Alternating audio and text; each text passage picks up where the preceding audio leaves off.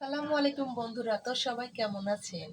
আশা করি সবাই ভালো আছেন। তো আজকে শুক্রবার সকালবেলা ঘুম থেকে উঠলাম। ওঠার পরে আমি একটু ভাবলাম যে আসলে আজকে শুক্রবার একটু গরুর মাংস রান্না করে খাই।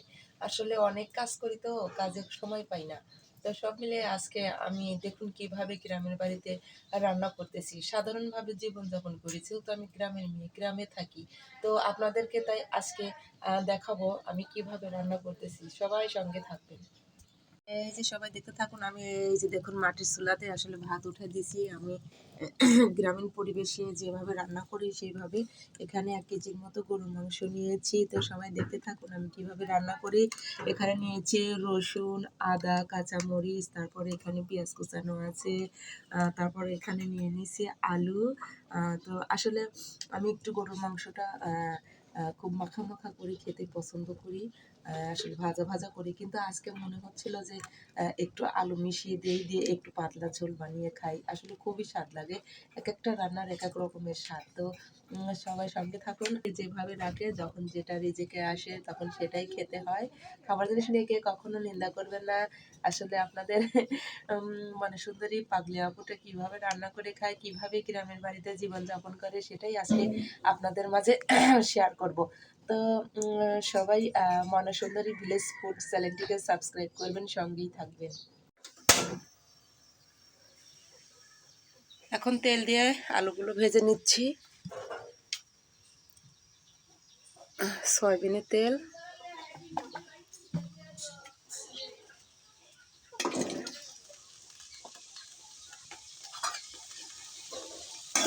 আসলে নতুন আলু খুব ভালোভাবে ছিলে নেই, কাজের খুব চাপ।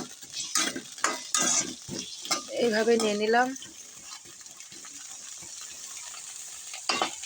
হালকা একটু লবণ দিয়ে নিয়ে নিলাম।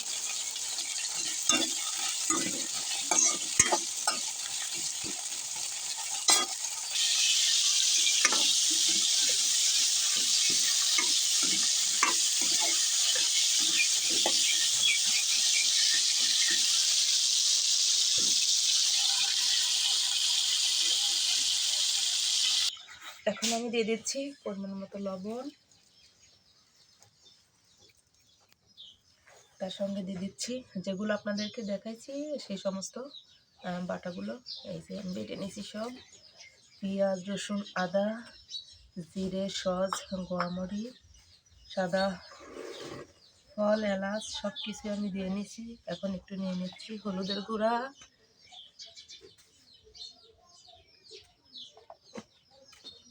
তারপর দিচ্ছি একটু মরিচের গুঁড়া। আমি কাঁচামরিচ দিয়েছি, মরিচের গুঁড়া একটু কমই নেব, আর বিশেষ করে আমি মশলা একটু খুবই কম খাই। তারপর এখানে আবার যে ধনিয়া, সস, তেজপাতা, আরও বিভিন্ন ধরনের মশলা, চিকন জিরা এখানে দেওয়া আছে, একসঙ্গে মিক্স করা। আমি এটি দিয়ে দিলাম। তার মধ্যে এখন দিয়ে দিলাম সয়াবিনের তেলটা। আমি তেলের পরিমাণটা একটু কমই খাই সব সময়।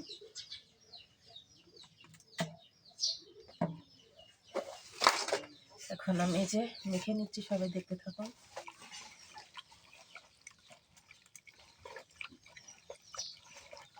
আমি আসলে আজকে কড়াইতে দিব না, কারণ হচ্ছে পাতিলে মাংস রান্না করলে পরে অনেক সুস্বাদু হয়।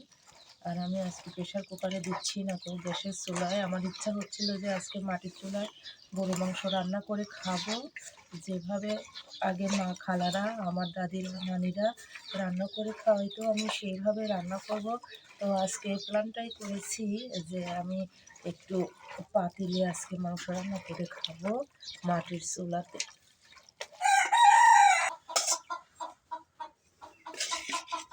তারপরে এই যে ভেজে রাখা আলুগুলো আমি দিয়ে দিলাম।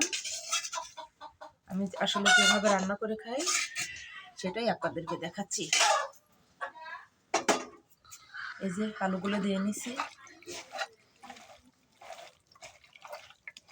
এখন আমি একটু কষানোর জন্য হালকা একটু পানি দিয়ে নেব। তারপরে যেহেতু আমি বলেছিলাম যে আমি পাতলা ঝোল খাবো আজকে, তো পাতলা ঝোল খাওয়ার জন্য আমি পরে গরম পানি করে তারপরে পরিমাণ মতো দিয়ে নেব। এখন আমি সামান্য একটু ঠান্ডা পানি দিয়ে জ্বালানো শুরু করে দেব।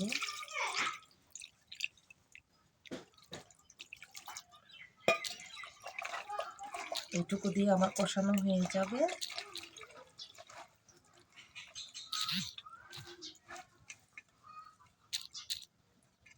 এই যে মাখানো হয়ে গেল।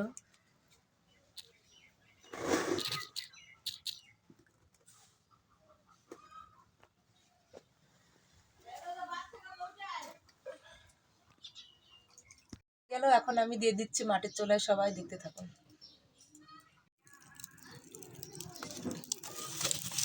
এই যে দেখুন, জাল জ্বালিয়ে দিলাম। এখন আমি এটাকে মাটির সরা দিয়ে এই যে চাপ দিয়ে ঢেকে রাখবো। সবাই এইভাবে রান্না করে খাবেন, খুব টেস্টি হয় আসলে পাতিলে মাংস রান্না করতে। তারপরে বলবো যে আপনারা আসলে অনেক সুন্দর রান্না করতে পারেন, অনেক আপুরা, অনেক ভাইয়ারাও। তো আমি যেভাবে আসলে রান্না করে আমি সেইভাবেই দেখালাম।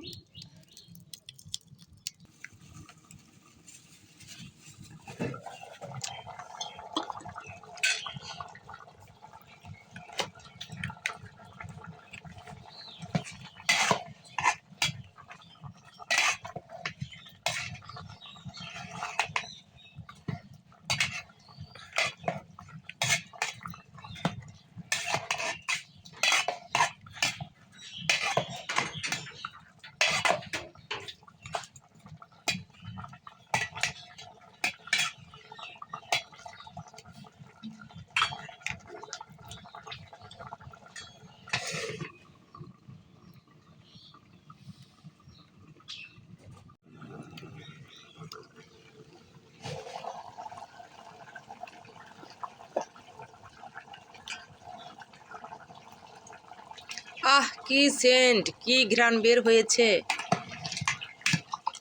আসলে মাটির পাতিলে যদি রান্না করা যায়, কিন্তু প্রেশার কুকারের মতোই আমার মনে হয় স্বাদ লাগে।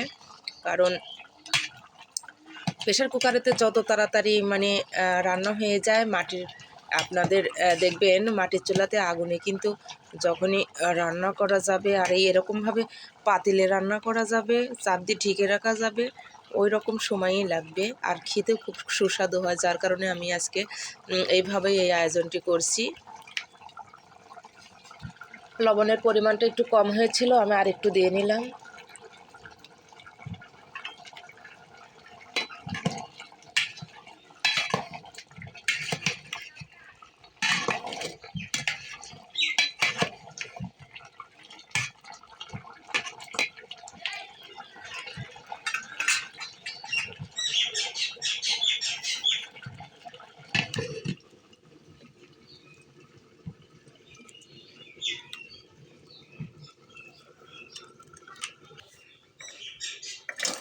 এদিকে একটু গ্যাসের চুলাতে গরম পানি দিয়ে নিলাম। মাংসের মধ্যে যে পানিটা আমি ব্যবহার করব, এই যে দিয়ে নিলাম যতটুকু আমি দিব।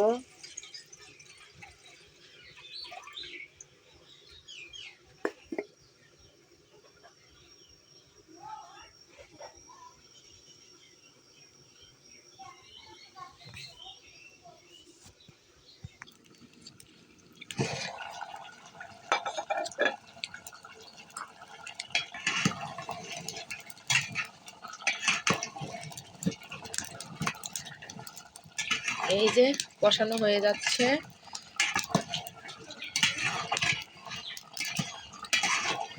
আজকের মাংসটা আসলে খুব তাড়াতাড়ি সিদ্ধ হয়ে যাচ্ছে, যার কারণে আরেকটু কষানো দরকার ছিল। আমার আর দরকার নেই। এখন আমি একটু এই যে গরম পানি দিয়ে দেব।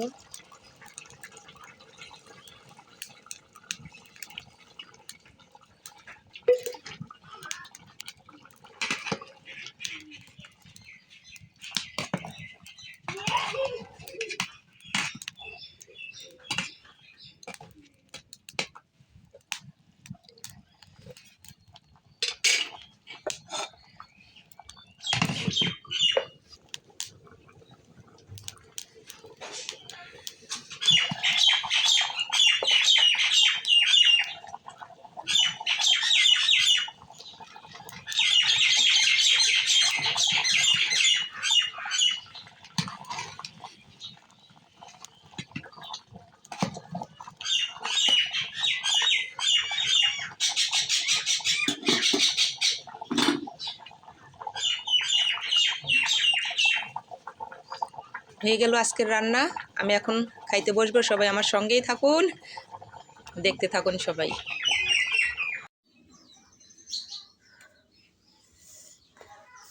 অনেক গরম আর অনেক সুন্দর ঘ্রাণ বের হয়েছে। সেই সুন্দর নতুন আলু, গরুর মাংস।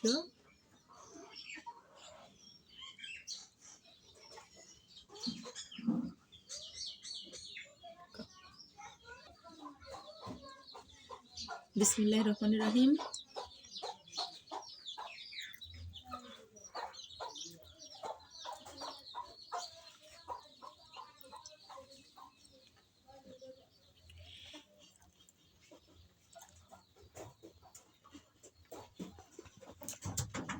অনেক সুন্দর হয়েছে।